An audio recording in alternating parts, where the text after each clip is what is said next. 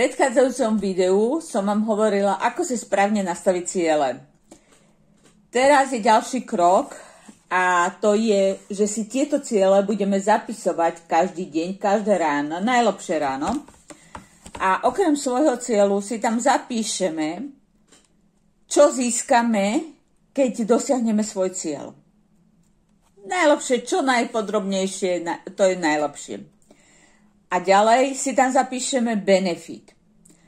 Benefit, koho podporíme, či podporíme sám seba, ale pozor, nemôže to byť pravidelne stále, alebo podporíme svoju rodinu, svojich najbližších, alebo nejakú neziskovú organizáciu.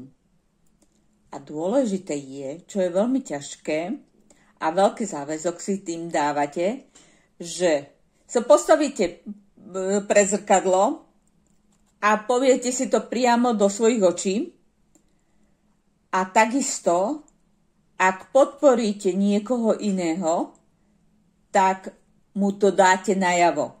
Mu to dáte, budete ho informovať, že ak zarobím toľko a toľko, alebo dosiahnem taký a taký cieľ, tak prispiejem vám napríklad 1000 eur na dovolenku, alebo niečo iné. Je to na vás.